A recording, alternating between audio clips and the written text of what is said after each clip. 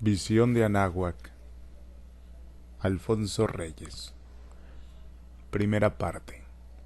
Viajero, has llegado a la región más transparente del aire. En la era de los descubrimientos aparecen libros llenos de noticias extraordinarias y amenas narraciones geográficas. La historia, obligada a descubrir nuevos mundos, se desborda del cauce clásico y entonces el hecho político cede el puesto a los discursos etnográficos y a la pintura de civilizaciones. Los historiadores del siglo XVI fijan el carácter de las tierras recién halladas, tal como éste aparecía a los ojos de Europa, acentuado por la sorpresa, exagerado a veces. El diligente Giovanni Battista Ramusio publica su peregrina recopilación delle Navigazioni e Viaggi en Venecia y el año de 1550. Consta la obra de 3 volúmenes in folio que luego fueron reimpresos aisladamente y está ilustrada con profusión y encanto. De su utilidad no puede dudarse. Los cronistas de Indias del 600, Solís al menos, leyeron todavía alguna carta de Cortés en las traducciones italianas que ella contiene. En sus estampas, finas y candorosas, según la elegancia del tiempo, se aprecia la progresiva conquista de los litorales. Barcos diminutos se deslizan por una raya que cruza el mar. En pleno océano se retuerce como cuerno de cazador un monstruo marino, y en el ángulo irradia picos una fabulosa estrella náutica. Desde el seno de la nube esquemática sopla un eolo mofletudo indicando el rumbo de los vientos, constante cuidado de los hijos de Ulises. Vense pasos de la vida africana, bajo la tradicional palmera y junto al cono pajizo de la choza, siempre humeante. Hombres y fieras de otros climas, minuciosos panoramas, plantas exóticas y soñadas islas. Y en las costas de la Nueva Francia, grupos de naturales entregados a los usos de la caza y la pesquería, al baile o a la edificación de ciudades. Una imaginación como la de Stevenson, capaz de soñar la isla del tesoro ante una cartografía infantil, hubiera tramado sobre las estampas del Ramusio 1001 regocijos para nuestros días nublados. Finalmente, las estampas describen la vegetación de Anáhuac.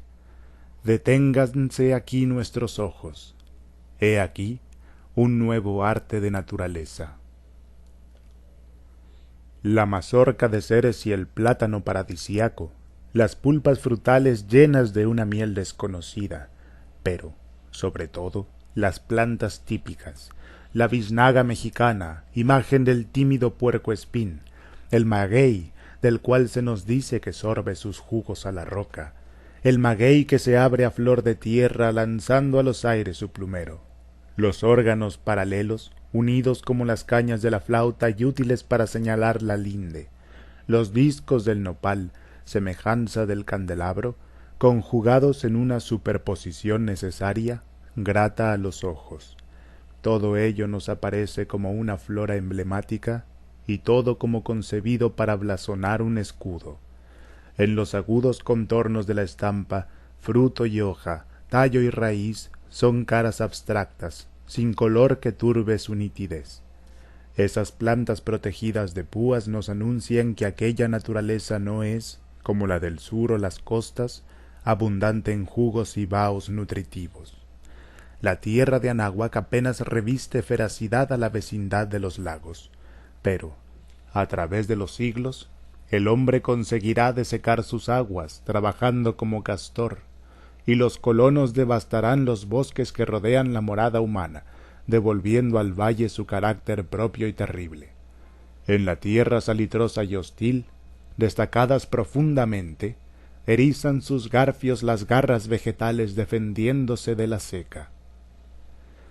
Abarca la desecación del valle desde el año de 1449 hasta el año de 1900. 3 razas han trabajado en ella y casi 3 civilizaciones, que poco hay de común entre el organismo virreinal y la prodigiosa ficción política que nos dio 30 años de paz augusta.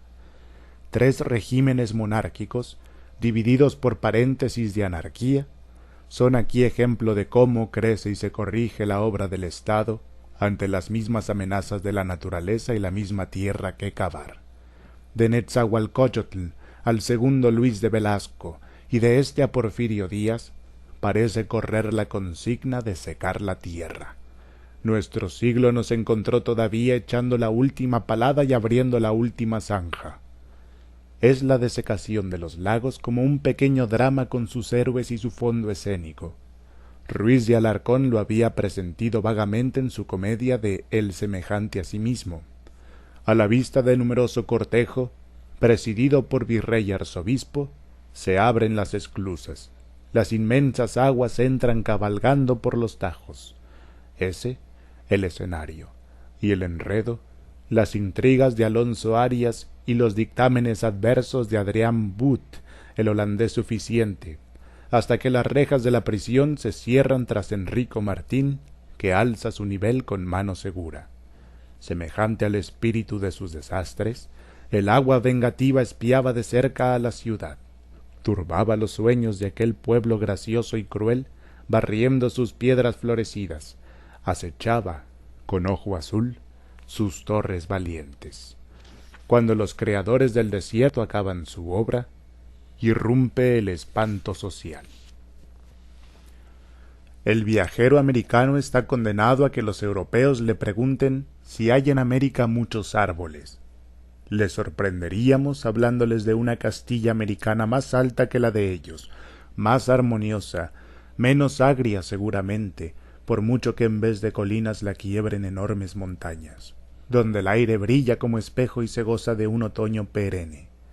La llanura castellana sugiere pensamientos ascéticos, el Valle de México, más bien pensamientos fáciles y sobrios. Lo que una gana en lo trágico, la otra en plástica rotundidad. Nuestra naturaleza tiene 2 aspectos opuestos. Uno, la cantada selva virgen de América, apenas merece describirse. Tema obligado de admiración en el viejo mundo, ella inspira los entusiasmos verbales de Chateaubriand, horno genitor, donde las energías parecen gastarse con abandonada generosidad, donde nuestro ánimo naufraga en emanaciones embriagadoras, es exaltación de la vida a la vez que imagen de la anarquía vital. Los chorros de verdura por las rampas de la montaña, los nudos ciegos de las lianas, toldos de platanares, sombra engañadora de árboles que adormecen y roban las fuerzas de pensar, bochornosa vegetación, largo y voluptuoso torpor al zumbido de los insectos, los gritos de los papagayos, el trueno de las cascadas, los ojos de las fieras, le dard empoisonné du sauvage. En estos derroches de fuegos y sueño, poesía de hamaca y de abanico, nos superan seguramente otras regiones meridionales. Lo nuestro, lo de Anáhuac, es cosa mejor y más tónica, al menos para los que gusten de tener a toda hora alerta la voluntad y el pensamiento claro. La visión más propia de nuestra naturaleza está en las regiones de la mesa central. Allí la vegetación arisca y heráldica, el paisaje organizado, la atmósfera de extremada nitidez en que los colores mismos se ahogan, compensándolo la armonía general del dibujo, el éter luminoso en que se adelantan las cosas con un resalte individual y, en fin, para de una vez decirlo en las palabras del modesto y sensible fray Manuel de Navarrete, una luz resplandeciente que hace brillar la cara de los cielos. Ya lo observaba un grande viajero que ha sancionado con su nombre el orgullo de la Nueva España, un hombre clásico y universal como los que criaba el Renacimiento y que resucitó en su siglo la antigua manera de adquirir la sabiduría viajando y el hábito de escribir únicamente sobre recuerdos y meditaciones de la propia vida. En su ensayo político, el barón de Humboldt notaba la extraña reverberación de los rayos solares en la masa montañosa de la altiplanicie central, donde el aire se purifica. En aquel paisaje, no desprovisto de cierta aristocrática esterilidad, por donde los ojos yerran con discernimiento, la mente descifra cada línea y acaricia cada ondulación. Bajo aquel fulgurar del aire y en su general frescura y placidez, pasearon aquellos hombres ignotos la amplia y meditabunda mirada espiritual. Extáticos ante el nopal del águila y de la serpiente, compendio feliz de nuestro campo, oyeron la voz del ave agorera que les prometía seguro asilo sobre aquellos lagos hospitalarios. Más tarde, de aquel palafito había brotado una ciudad, repoblada con las incursiones de los mitológicos caballeros que llegaban de las 7 cuevas, cuna de las 7 familias derramadas por nuestro suelo. Más tarde, la ciudad se había dilatado en imperio, y el ruido de una civilización ciclópea, como la de Babilonia y Egipto, se prolongaba, fatigado, hasta los infaustos días de Moctezuma el Doliente. Y fue entonces cuando, en envidiable hora de asombro, traspuestos los volcanes nevados, los hombres de Cortés, polvo, sudor y hierro, se asomaron sobre aquel orbe de sonoridad y fulgores, espacioso circo de montañas. A sus pies, en un espejismo de cristales, se extendía la pintoresca ciudad, emanada toda ella del templo, por manera que sus calles radiantes prolongaban las aristas de la pirámide. Hasta ellos, en algún oscuro rito sangriento, llegaba, ululando, la queja de la chirimía y, multiplicado en el eco, el latido del salvaje tambor. 2. Parecía a las casas de encantamiento que cuentan en el libro de Amadís. No sé cómo lo cuente. Bernal Díaz del Castillo. 2 lagunas ocupan casi todo el valle, la una salada, la otra dulce. Sus aguas se mezclan con ritmos de marea, en el estrecho formado por las sierras circundantes y un espinazo de montañas que parte del centro. En mitad de la laguna salada se asienta la metrópoli, como una inmensa flor de piedra, comunicada a tierra firme por 4 puertas y 3 calzadas, anchas de 2 lanzas jinetas. En cada una de las 4 puertas, un ministro graba las mercancías. Agrúpanse los edificios en masas cúbicas, la piedra está llena de labores, de grecas. Las casas de los señores tienen vergeles en los pisos altos y bajos y un terrado por donde pudieran correr cañas hasta 30 hombres a caballo. Las calles resultan cortadas, a trechos, por canales. Sobre los canales saltan unos puentes, unas vigas de madera labrada capaces de 10 caballeros. Bajo los puentes se deslizan las piraguas llenas de fruta. El pueblo va y viene por la orilla de los canales comprando el agua dulce que ha de beber. Pasan de unos brazos a otros las rojas vasijas. Vagan por los lugares públicos personas trabajadoras y maestros de oficio esperando quien los alquile por sus jornales. Las conversaciones se animan sin gritería.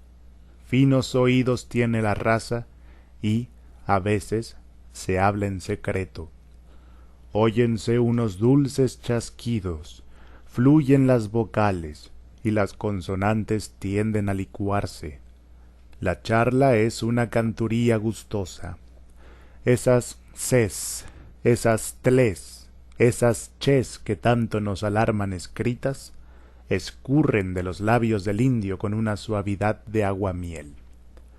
El pueblo se atavía con brillo porque está a la vista de un grande emperador. Van y vienen las túnicas de algodón rojas, doradas, recamadas, negras y blancas, con ruedas de plumas superpuestas o figuras pintadas. Las caras morenas tienen una impavidez sonriente, todas en el gesto de agradar. Tiemblan en la oreja o la nariz las arracadas pesadas, y en las gargantas los collaretes de 8 hilos, piedras de colores, cascabeles y pinjantes de oro. Sobre los cabellos, negros y lacios, se mecen las plumas al andar. Las piernas musculosas lucen aros metálicos, llevan antiparas de hoja de plata con guarniciones de cuero de venado amarillo y blanco. Suenan las flexibles sandalias. Algunos calzan zapatones de un cuero como de marta y suela blanca cosida con hilo dorado. En las manos aletea el abigarrado moscador, o se retuerce el bastón en forma de culebra con dientes y ojos de nácar, puño de piel labrada y pomas de pluma. Las pieles, las piedras y metales, la pluma y el algodón confunden sus tintes en un incesante tornasol y, comunicándoles su calidad y finura, hacen de los hombres unos delicados juguetes. 3 sitios concentran la vida de la ciudad. En toda ciudad normal otro tanto sucede. Uno es la casa de los dioses, otro el mercado, y el tercero el palacio del emperador. Por todas las colaciones y barrios aparecen templos, mercados y palacios menores. La triple unidad municipal se multiplica, bautizando con un mismo sello toda la metrópoli. El templo mayor es un alarde de piedra. Desde las montañas de basalto y de pórfido que cercan el valle se han hecho rodar moles gigantescas. Pocos pueblos, escribe Humboldt, habrán removido mayores masas. Hay un tiro de ballesta de esquina a esquina del cuadrado, base de la pirámide. De la altura puede contemplarse todo el panorama chinesco. Alza el templo 40 torres, bordadas por fuera y cargadas en lo interior de imaginería, saquizamíes y maderamiento picado de figuras y monstruos. Los gigantes ídolos, afirma Cortés, están hechos con una mezcla de todas las semillas y legumbres que son alimento del azteca. A su lado, el tambor de piel de serpiente que deja oír a 2 leguas su fúnebre retumbo. A su lado, bocinas, trompetas y navajones. Dentro del templo pudiera caber una villa de 500 vecinos. En el muro que lo circunda se ven unas moles en figura de culebras asidas que serán más tarde pedestales para las columnas de la catedral. Los sacerdotes viven en la muralla o cerca del templo. Visten hábitos negros, usan los cabellos largos y despeinados, evitan ciertos manjares, practican todos los ayunos. Junto al templo están recluidas las hijas de algunos señores, que hacen vida de monjas y gastan los días tejiendo en pluma.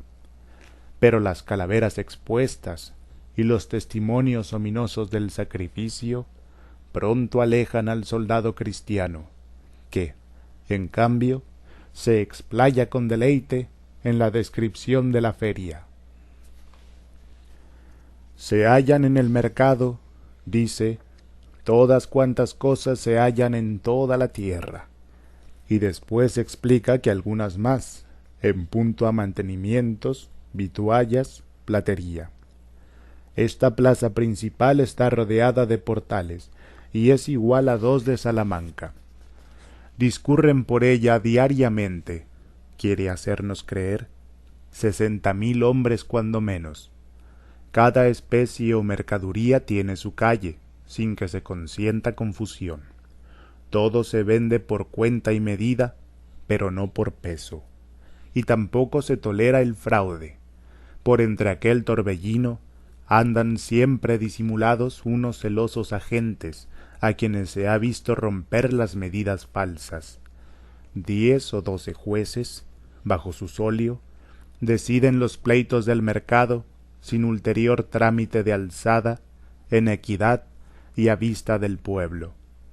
A aquella gran plaza traían a tratar los esclavos, atados en unas varas largas y sujetos por el collar. Allí venden, dice Cortés, joyas de oro y plata, de plomo, de latón, de cobre, de estaño, huesos, caracoles y plumas, tal piedra labrada y por labrar, adobes, ladrillos, madera labrada y por labrar. Venden también oro en grano y en polvo, guardado en cañutos de pluma que con las semillas más generales sirven de moneda. Hay calles para la caza donde se encuentran todas las aves que congrega la variedad de los climas mexicanos, tales como perdices y codornices, gallinas, lavacos, torales, zarcetas, tórtolas, palomas y pajaritos en cañuela, buarros y papagayos, halcones, águilas, cernícalos, gavilanes. De las aves de rapiña se venden también los plumones con cabeza, uñas y pico. Hay conejos, liebres, venados, gamos, tuzas, topos, lirones y perros pequeños que crían para comer castrados. Hay calle de herbolarios, donde se venden raíces y hierbas de salud, en cuyo conocimiento empírico se fundaba la medicina. Más de 1200 hicieron conocer los indios al doctor Francisco Hernández, médico de cámara de Felipe II y Plinio de la Nueva España. Al lado, los boticarios ofrecen ungüentos, emplastos y jarabes medicinales. Hay casas de barbería donde lavan y rapan las cabezas. Hay casas donde se come y bebe por precio. Mucha leña, astilla de ocote, carbón y braserillos de barro. Esteras para la cama y otras, más finas, para el asiento o para esterar salas y cámaras. Verduras en cantidad y sobre todo cebolla, puerro, ajo, borraja, mastuerzo, berro, acedera, cardos y tagarninas. Los capulines y las ciruelas son las frutas que más se venden. Miel de abejas y cera de panal, miel de caña de maíz, tan untuosa y dulce como la de azúcar, miel de maguey, de que hacen también azúcares y vinos. Cortés, describiendo estas mieles al emperador Carlos V, le dice con encantadora sencillez, mejores que el arrope. Los hilados de algodón para colgaduras, tocas, manteles y pañizuelos le recuerdan la alcaicería de Granada. Asimismo hay mantas, abarcas, sogas, raíces dulces y reposterías que sacan del Enequén. Hay hojas vegetales de que hacen su papel. Hay cañutos de olores con liquidámbar llenos de tabaco, colores de todos los tintes y matices, aceites de chía que unos comparan a mostaza y otros a zaragatona, con que hacen la pintura inatacable por el agua. Aún conserva el indio el secreto de esos brillos de esmalte, lujo de sus jícaras y vasos de palo.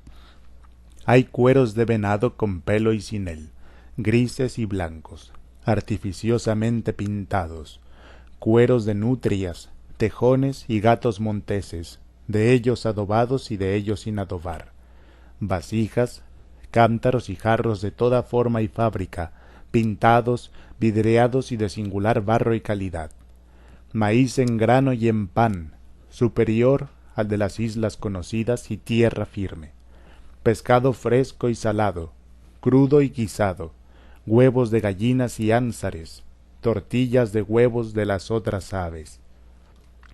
El zumbar y ruido de la plaza, dice Bernal Díaz, asombra a los mismos que han estado en Constantinopla y en Roma. Es como un mareo de los sentidos, como un sueño de Bruegel, donde las alegorías de la materia cobran un calor espiritual. En pintoresco atolondramiento, el conquistador va y viene por las calles de la feria y conserva de sus recuerdos la emoción de un raro y palpitante caos. Las formas se funden entre sí, estallan en cohete los colores, el apetito despierta al olor picante de las hierbas y las especias. Rueda, se desborda del azafate todo el paraíso de la fruta, globos de color, ampollas transparentes, racimos de lanzas, piñas escamosas y cogollos de hojas. En las bateas redondas de sardinas giran los reflejos de plata y de azafrán, las orlas de aletas y colas en pincel. De una cuba sale la bestial cabeza del pescado, bigotudo y atónito. En las calles de la cetrería, los picos sedientos, las alas azules y guindas, abiertas como un laxo abanico, las patas crispadas que ofrecen una consistencia terrosa de raíces, el ojo, duro y redondo, del pájaro muerto. Más allá, las pilas de granos vegetales, negros, rojos, amarillos y blancos, todos relucientes y oleaginosos. Después, la venatería confusa donde sobresalen, por entre colinas de lomos y flores de manos callosas, un cuerno, un hocico, una lengua colgante. Fluye por el suelo un hilo rojo que se acercan a lamer los perros. A otro término, el jardín artificial de tapices y de tejidos, los juguetes de metal y de piedra, raros y monstruosos, sólo comprensibles siempre para el pueblo que los fabrica y juega con ellos, los mercaderes rifadores, los joyeros, los pellejeros, los alfareros, agrupados rigurosamente por gremios, como en las procesiones de Al-Slot. Entre las vasijas morenas se pierden los senos de la vendedora. Sus brazos corren por entre el barro como en su elemento nativo. Forman asas a los jarrones y culebrean por los cuellos rojizos. Hay, en la cintura de las tinajas, unos vivos de negro y oro que recuerdan el collar ceñido a su garganta. Las anchas ollas parecen haberse sentado, como la India, con las rodillas pegadas y los pies paralelos.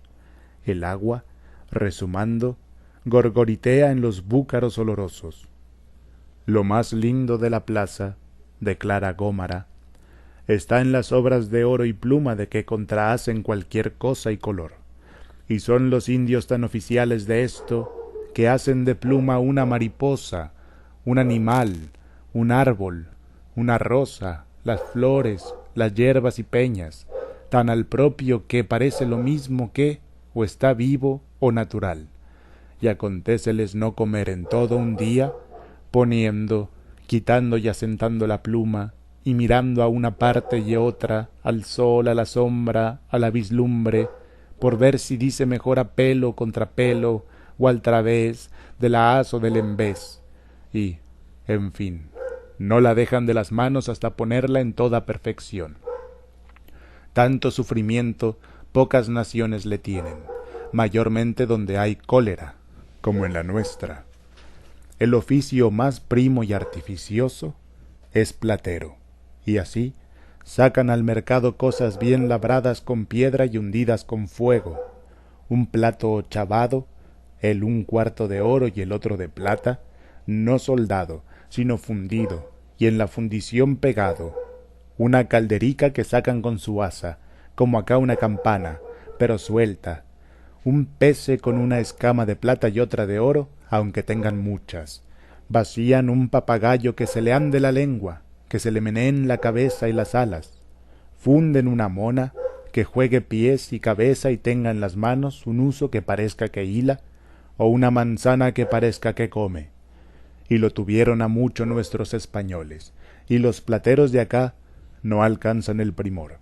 Esmaltan asimismo, engastan y labran esmeraldas, turquesas y otras piedras, y agujeran perlas. Los juicios de Bernal Díaz no hacen ley en materia de arte, pero bien revelan el entusiasmo con que los conquistadores consideraron al artífice indio. 3 indios hay en la Ciudad de México, escribe, tan primos en su oficio de entalladores y pintores, que se dicen Marcos de Aquino y Juan de la Cruz y el Crespillo, que si fueran en tiempo de aquel antiguo y afamado Apeles y de Miguel Ángel o Berruguete, que son de nuestros tiempos, les pusieran en el número de ellos. El emperador tiene contrahechas en oro y plata y piedras y plumas todas las cosas que, debajo del cielo, hay en su señorío. El emperador aparece, en las viejas crónicas, cual un fabuloso Midas cuyo trono reluciera tanto como el sol. Si hay poesía en América, ha podido decir el poeta, ella está en el gran Moctezuma de la silla de oro. Su reino de oro, su palacio de oro, sus ropajes de oro, su carne de oro. Él mismo no ha de levantar sus vestiduras para convencer a Cortés de que no es de oro. Sus dominios se extienden hasta términos desconocidos. A todo correr, parten a los 4 vientos sus mensajeros para hacer ejecutar sus órdenes. A Cortés, que le pregunta si era vasallo de Moctezuma, responde un asombrado cacique: pero, ¿quién no es su vasallo? Los señores de todas esas tierras lejanas residen muchas partes del año en la misma corte y envían sus primogénitos al servicio de Moctezuma. Día por día acuden al palacio hasta 600 caballeros, cuyos servidores y cortejo llenan 2 o 3 dilatados patios y todavía hormiguean por la calle en los aledaños de los sitios reales. Todo el día pulula en torno al rey el séquito abundante, pero sin tener acceso a su persona. A todos se sirve de comer a un tiempo, y la botillería y despensa quedan abiertas para el que tuviere hambre y sed. Venían 300 o 400 mancebos con el manjar, que era sin cuento, porque todas las veces que comía y cenaba, el emperador, le traían todas las maneras de manjares, así de carnes como de pescados y frutas y hierbas que en toda la tierra se podían haber, y porque la tierra es fría, traían debajo de cada plato y escudilla de manjar un braserico con brasa, porque no se enfriase. Sentábase el rey en una almohadilla de cuero, en medio de un salón que se iba poblando con sus servidores, y mientras comía, daba de comer a 5 o 6 señores ancianos que se mantenían desviados de él. Al principio y fin de las comidas, unas servidoras le daban aguamanos, y ni la toalla, platos, escudillas ni braserillos que una vez sirvieron volvían a servir. Parece que mientras cenaba se divertía con los chistes de sus juglares y jorobados, o se hacía tocar música de zampoñas, flautas, caracoles, huesos y atabales y otros instrumentos así. Junto a él ardían unas ascuas olorosas y le protegía de las miradas un biombo de madera. Daba a los truhanes los relieves de su festín y les convidaba con jarros de chocolate. De vez en cuando, recuerda a Bernal Díaz, traían unas como copas de oro fino con cierta bebida hecha del mismo cacao, que decían era para tener acceso con mujeres. Quitada la mesa, ida la gente, comparecían algunos señores, y después los truhanes y jugadores de pies. Unas veces el emperador fumaba y reposaba, y otras veces tendían una estera en el patio y comenzaban los bailes al compás de los leños huecos. A un fuerte silbido rompen a sonar los tambores, y los danzantes van apareciendo con ricos mantos, abanicos, ramilletes de rosas, papahigos de pluma que fingen cabezas de águilas, tigres y caimanes. La danza alterna con el canto. Todos se toman de la mano y empiezan por movimientos suaves y voces bajas. Poco a poco van animándose, y, para que el gusto no decaiga, circulan por entre las filas de danzantes los escanciadores, colando licores en los jarros. Moctezuma vestíase todos los días 4 maneras de vestiduras, todas nuevas, y nunca más se las vestía otra vez. Todos los señores que entraban en su casa no entraban calzados, y cuando comparecían ante él se mantenían humillados, la cabeza baja y sin mirarle a la cara. Ciertos señores, añade Cortés, reprendían a los españoles, diciendo que cuando hablaban conmigo estaban exentos, mirándome a la cara que parecía desacatamiento y poca vergüenza. Descalzábanse, pues, los señores, cambiaban los ricos mantos por otros más humildes, y se adelantaban con 3 reverencias: Señor, mi señor, gran señor. Cuando salía fuera el dicho Moctezuma, que era pocas veces, todos los que iban por él y los que topaban por las calles le volvían el rostro, y todos los demás se postraban hasta que él pasaba. Nota Cortés. Precedíale uno como lictor con 3 varas delgadas, una de las cuales empuñaba él cuando descendía de las andas.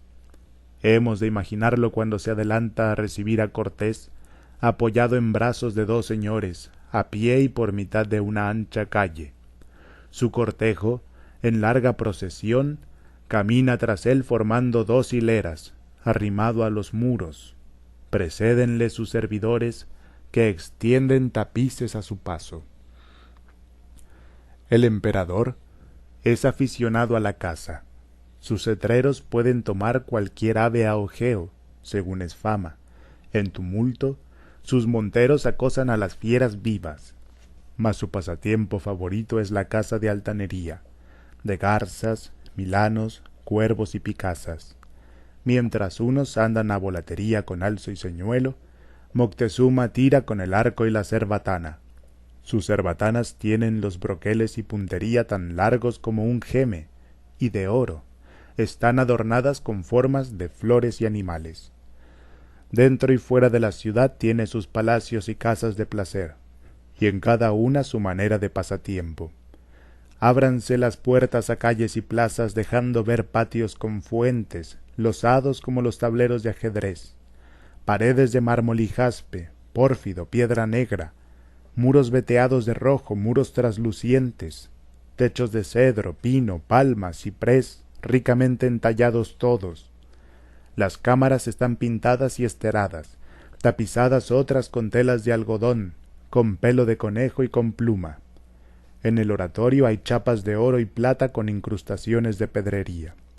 Por los babilónicos jardines, donde no se consentía hortaliza ni fruto alguno de provecho, hay miradores y corredores en que Moctezuma y sus mujeres salen a recrearse, bosques de gran circuito con artificios de hojas y flores, conejeras, vivares, riscos y peñoles, por donde vagan ciervos y corzos, 10 estanques de agua dulce o salada, para todo linaje de aves palustres y marinas, alimentadas con el alimento que les es natural, unas con pescados, otras con gusanos y moscas, otras con maíz, y algunas con semillas más finas.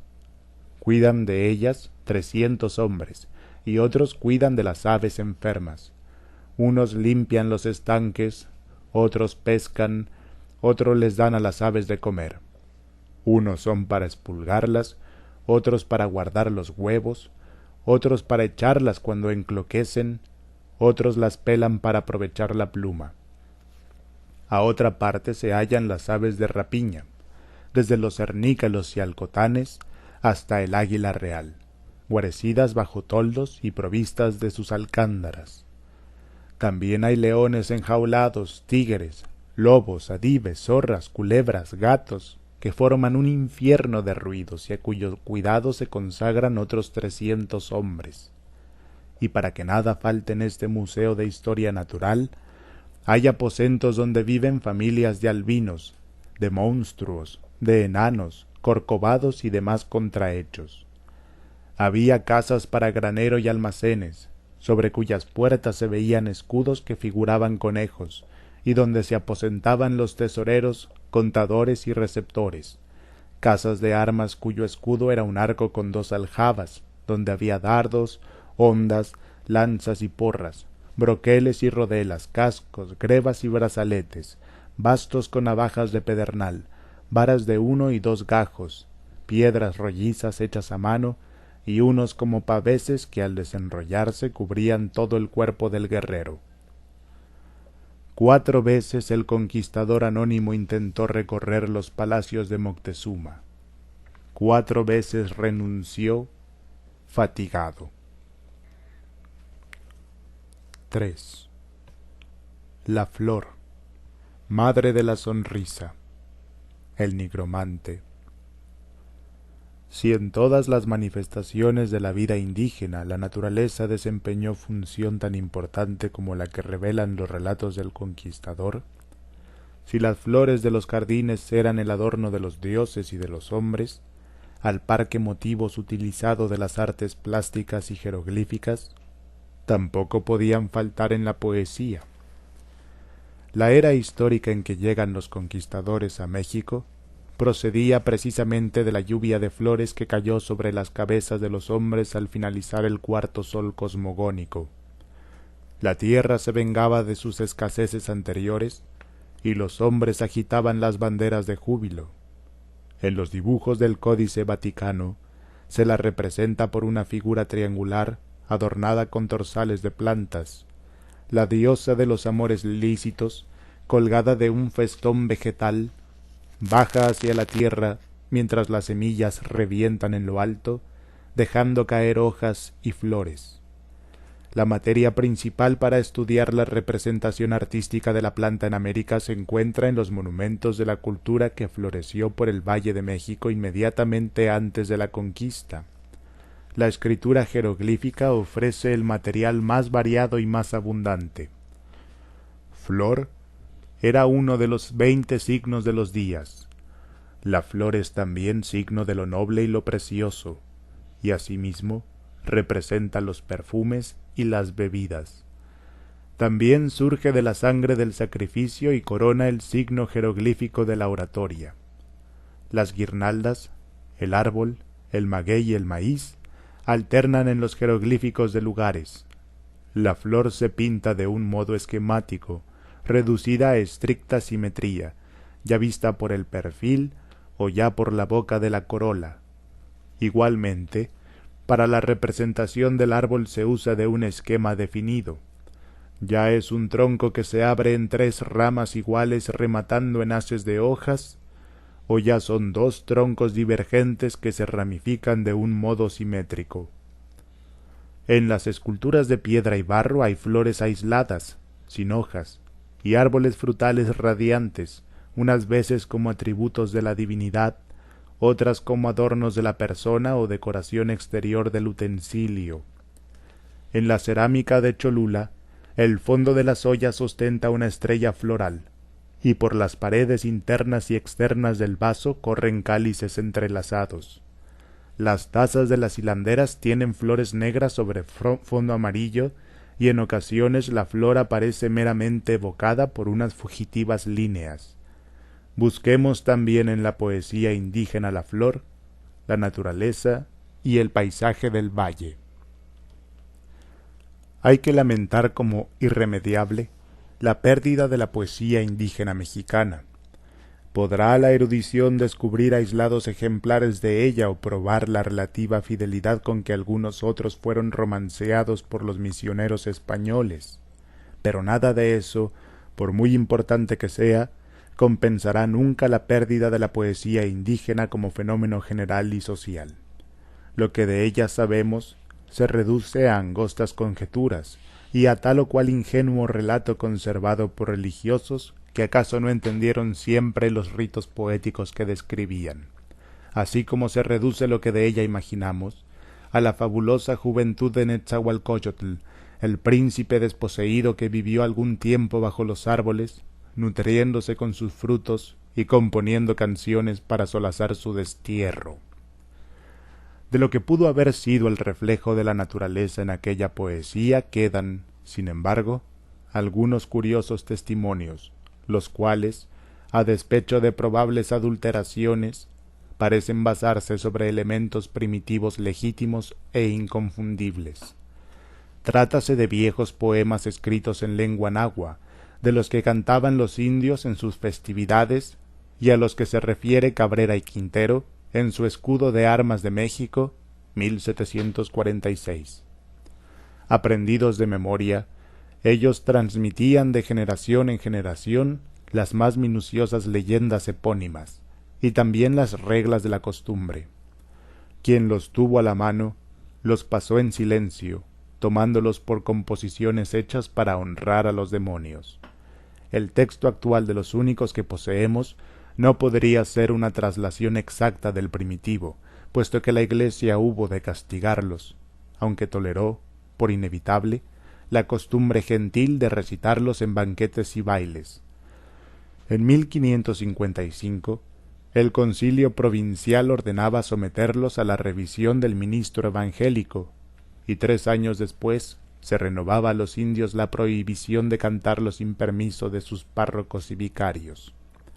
De los únicos hasta hoy conocidos, pues de los que fray Bernardino de Sahagún parece haber publicado sólo la mención se conserva, no se sabe el autor ni la procedencia, ni el tiempo en que fueron escritos, aunque se presume que se trata de genuinas obras mexicanas, y no, como alguien creyó, de mera falsificación de los padres catequistas. Convienen los arqueólogos en que fueron recopilados por un fraile para ofrecerlos a su superior, y, compuestos antes de la conquista, se les redactó por escrito poco después que la vieja lengua fue reducida al alfabeto español.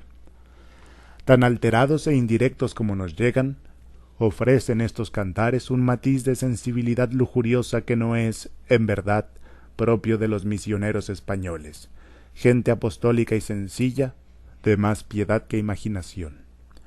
En terreno tan incierto, debemos, sin embargo, prevenirnos contra las sorpresas del tiempo. Ojalá, en la inefable semejanza de estos cantares con algún pasaje de Salomón, no haya más que una coincidencia. Ya nos tiene muy sobre aviso aquella colección de aztecas, en que Pesado parafrasea poemas indígenas y donde la crítica ha podido descubrir la influencia de Horacio en Netzahualcóyotl. En los viejos cantares nahuas, las metáforas conservan cierta audacia, cierta aparente incongruencia, acusan una ideación no europea. Brinton, que los tradujo al inglés y publicó en Filadelfia 1887, cree descubrir cierto sentido alegórico en uno de ellos. El poeta se pregunta ¿dónde hay que buscar la inspiración? Y se responde, como Wordsworth, que en el grande escenario de la naturaleza, el mundo mismo le aparece como un sensitivo jardín. Llámase el cantar Ninoyolnonotza, meditación concentrada, melancólica delectación, fantaseo largo y voluptuoso, donde los sabores del sentido se van transmutando en aspiración ideal. Ninoyolnonotza. 1. Me reconcentro a meditar profundamente dónde poder recoger algunas bellas y fragantes flores. ¿A quién preguntar? Imaginaos que interrogo al brillante pájaro zumbador, trémula esmeralda. Imaginaos que interrogo a la amarilla mariposa. Ellos me dirán que saben dónde se producen las bellas y fragantes flores, si quiero recogerlas aquí en los bosques de laurel, donde habita el Sinitzcán, o si quiero tomarlas en la verde selva, donde mora el Tlauquechol. Allí se las puede cortar brillantes de rocío, allí llegan a su desarrollo perfecto.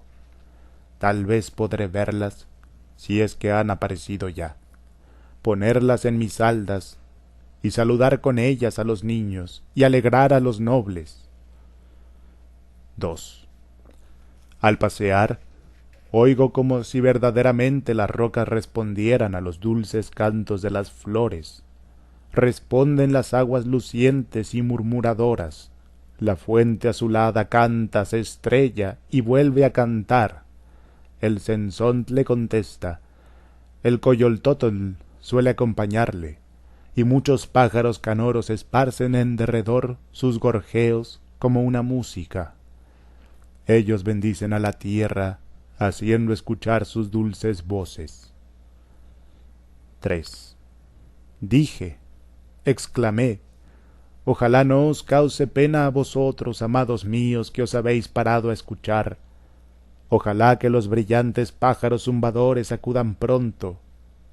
¿A quién buscaremos, noble poeta? Pregunto y digo, ¿en dónde están las bellas y fragantes flores con las cuales pueda alegraros, mis nobles compañeros? Pronto me dirán ellas cantando, aquí, oh cantor, te haremos ver aquello con que verdaderamente alegrarás a los nobles, tus compañeros. 4.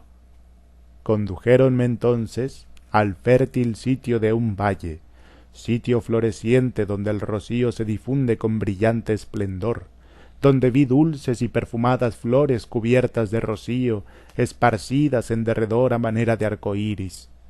Y me dijeron, arranca las flores que desees, oh cantor, ojalá te alegres, y dalas a tus amigos que puedan regocijarse en la tierra. 5. Y luego recogí en mis haldas delicadas y deliciosas flores, y dije, si algunos de nuestro pueblo entrasen aquí, si muchos de los nuestros estuviesen aquí, y creí que podía salir a anunciar a nuestros amigos que todos nosotros nos regocijaríamos con las variadas y olorosas flores, y escogeríamos los diversos y suaves cantos con los cuales alegraríamos a nuestros amigos aquí en la tierra y a los nobles en su grandeza y dignidad. 6. Luego yo, el cantor, recogí todas las flores para ponerlas sobre los nobles, para con ellas cubrirlos y colocarlas en sus manos, y me apresuré a levantar mi voz en un canto digno que glorificase a los nobles ante la faz de Tloque-in-Nahuaque, en donde no hay servidumbre. El dolor llena mi alma al recordar en donde yo, el cantor, vi el sitio florido. De manera que el poeta, en pos del secreto natural, llega hasta el lecho mismo del valle. Estoy en un lecho de rosas, parece decirnos, y envuelvo mi alma en el arco iris de las flores. Ellas cantan en torno suyo, y verdaderamente las rocas responden a los cantos de las corolas. Quisiera ahogarse de placer, pero no hay placer no compartido, y así sale por el campo llamando a los de su pueblo, a sus nobles y a todos los niños que pasan. Al hacerlo, llora de alegría. La antigua raza era lacrimosa y solemne, de manera que la flor es causa de lágrimas y de regocijos. La parte final decae sensiblemente, y es quizás aquella en que el misionero español puso más la mano. Podemos imaginar que, en una rudimental acción dramática, el cantor distribuía flores entre los comensales a medida que la letra lo iba dictando. Sería una pequeña escenificación simbólica, como esas de que aún dan ejemplo las celebraciones de la Iglesia. Anúncianlas ya los ritos dionisíacos, los ritos de la naturaleza y del vegetal, y perduran todavía en el sacrificio de la misa. La peregrinación del poeta en busca de flores y aquel interrogar al pájaro y a la mariposa evocan en el lector la figura de Sulamita en pos del amado. La imagen de las flores es frecuente como una obsesión. Hay otro cantor que nos dice: tomamos, desenredamos las joyas. Las flores azules son tejidas sobre las amarillas que podemos darlas a los niños. Que mi alma se envuelva en varias flores, que se embriague con ellas, porque pronto debo ausentarme. La flor aparece al poeta como representación de los bienes terrestres, pero todos ellos nada valen ante las glorias de la divinidad. Aun cuando sean joyas y preciosos ungüentos de discursos, ninguna puede hablar aquí dignamente del dispensador de la vida. En otro poema, relativo al ciclo de Quetzalcóatl, el ciclo más importante de aquella confusa mitología, símbolo de civilizador y profeta, a la vez que mito solar más o menos vagamente explicado, en toques descriptivos de admirable concentración, surge a nuestros ojos la casa de los rayos de luz, la casa de culebras emplumadas, la casa de turquesas. De aquella casa, que en palabras del poeta brilla como un abigarrado mosaico, han salido los nobles, quienes se fueron llorando por el agua, frase en que palpita la evocación de la ciudad de los lagos. El poema es como una elegía a la desaparición del héroe. Se trata de un rito lacrimoso como el de Perséfone, Adonis, Tamuz o alguno otro popularizado en Europa, solo que, a diferencia de lo que sucede en las costas del Mediterráneo, aquí el héroe tarda en resucitar. Tal vez nunca resucitará. De otro modo, hubiera triunfado sobre el dios sanguinario y zurdo de los sacrificios humanos, impidiendo la dominación del bárbaro azteca, habría transformado la historia mexicana. El quetzal, el pájaro iris que anuncia el retorno de este nuevo Arturo, ha emigrado, ahora, hacia las regiones istmicas del continente, intimando acaso nuevos destinos. Lloré con la humillación de las montañas, me entristecí con la exaltación de las arenas, que mi señor se había ido. El héroe se muestra como un guerrero.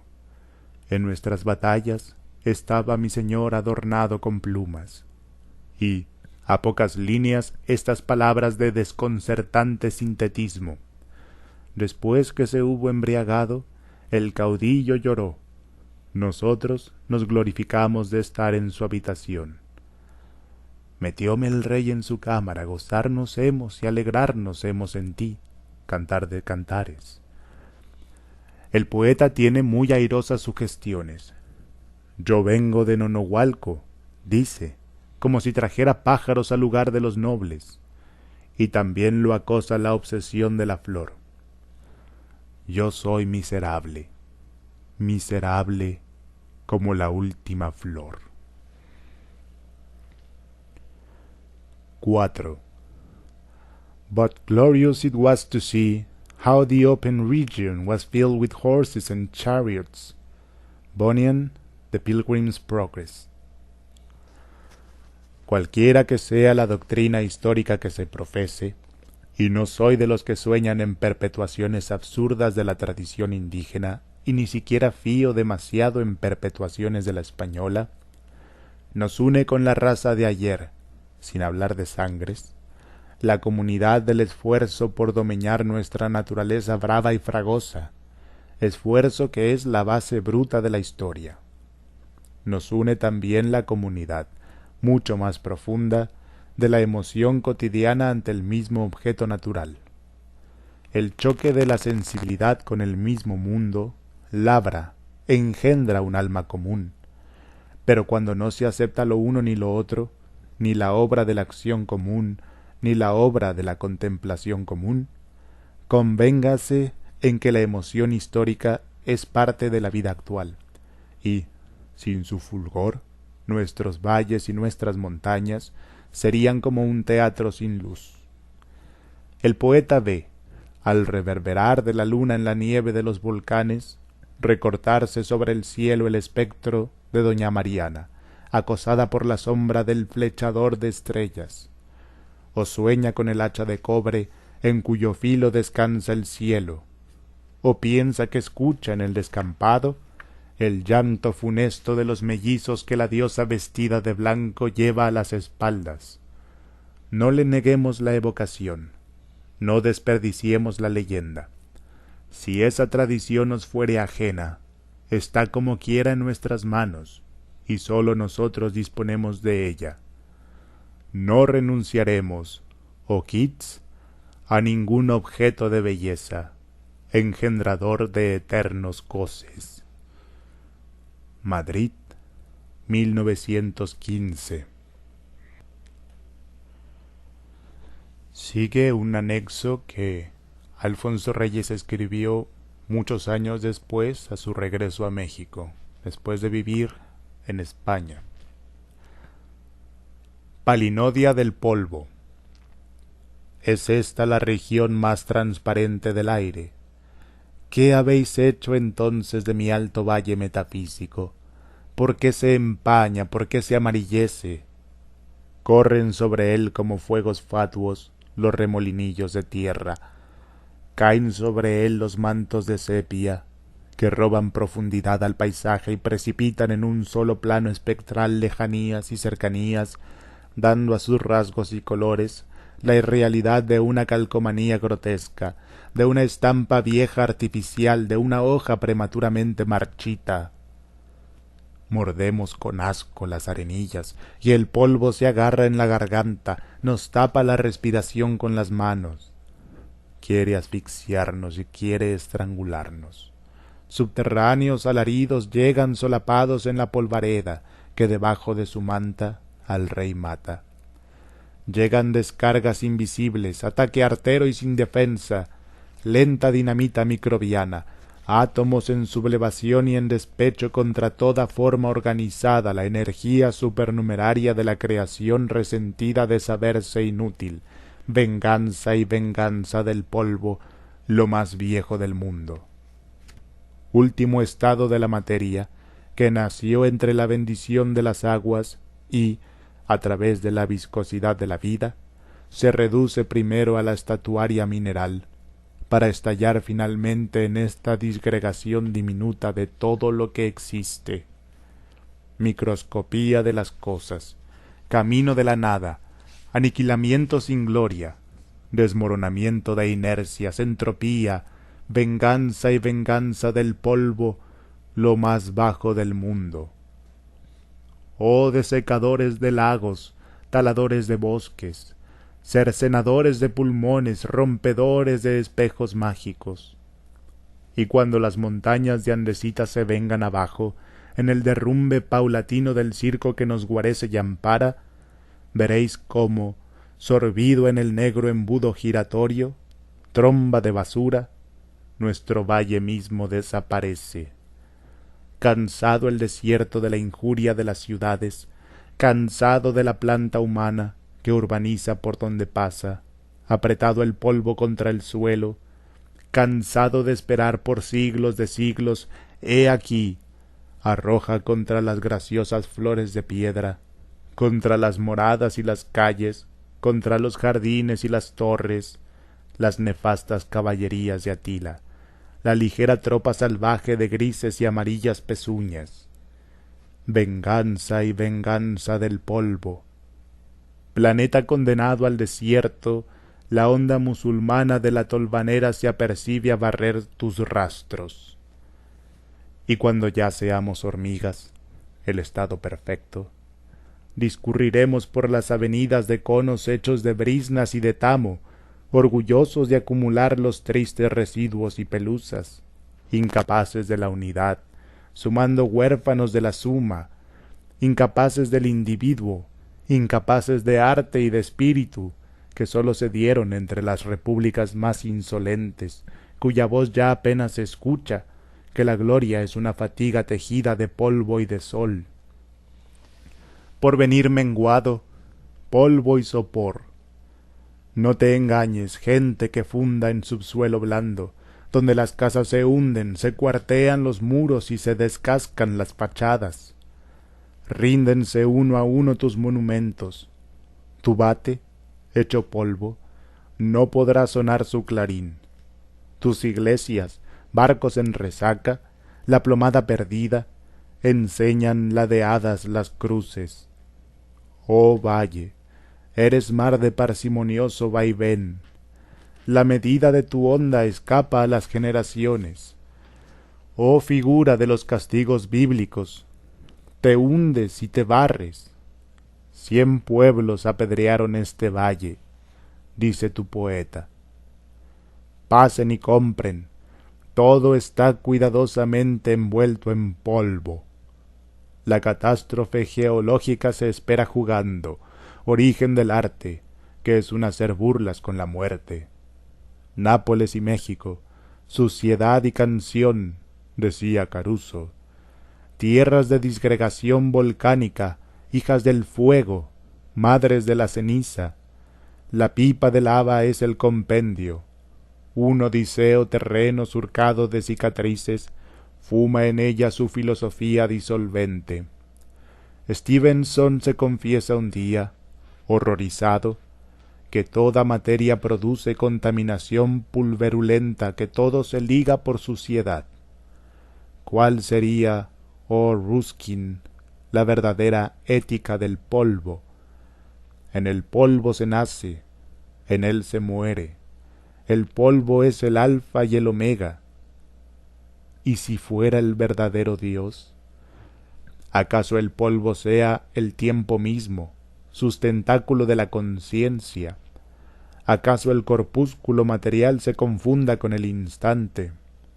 De aquí las aporías de Zenón, que acaba negando el movimiento, engaño del móvil montado en una trayectoria, Aquiles de alígeras plantas que jadea en pos de la tortuga. De aquí la exasperación de Fausto, entre cuyos dedos se escurre el latido de felicidad. Detente, eras tan bello. Polvo de instantáneas que la mente teje en una ilusión de continuidad, como la que urde el cinematógrafo.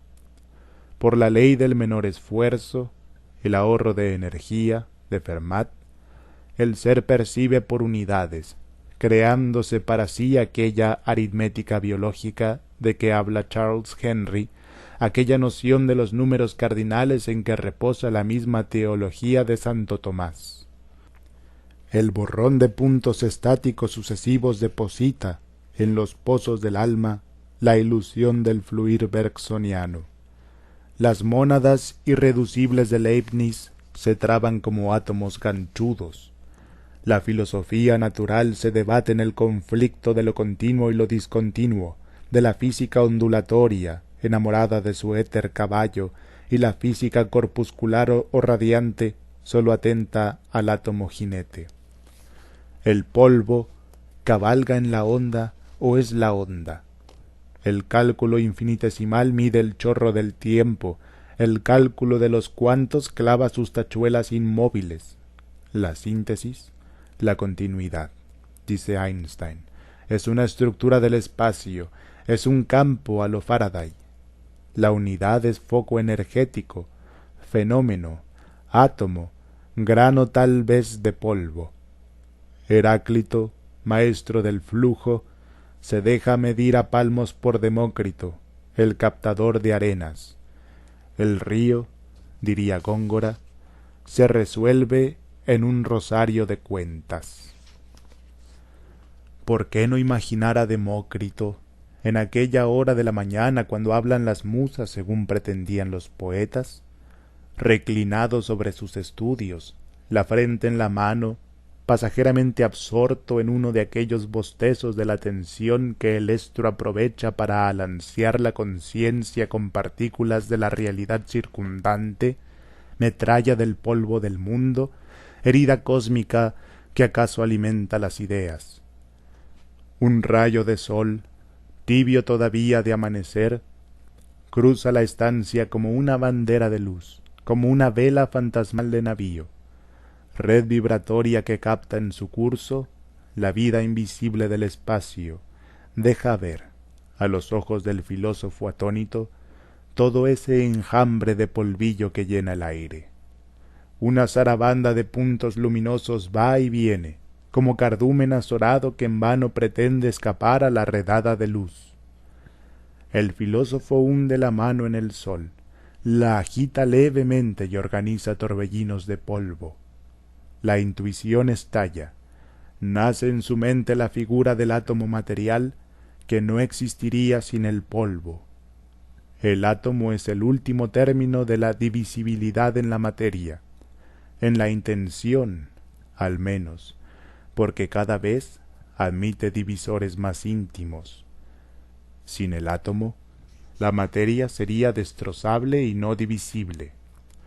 Todo conjunto es una suma, un acuerdo de unidades, por donde unidad y átomo y polvo vuelven a ser la misma cosa. En sus cuadros provisionales, la ciencia no ha concedido aún la dignidad que le corresponde al estado pulverulento, junto al gaseoso, al líquido y al sólido. Tiene, sin duda, propiedades características, como su aptitud para los sistemas dispersos o coloidales, donde acaso nace la vida, y como también, tal vez por despliegue de superficie, su disposición para la catálisis, esta misteriosa influencia de la materia que tanto se parece ya a la guardia vigilante de un espíritu ordenador. ¿Será que el polvo pretende, además, ser espíritu? ¿Y si fuera el verdadero Dios?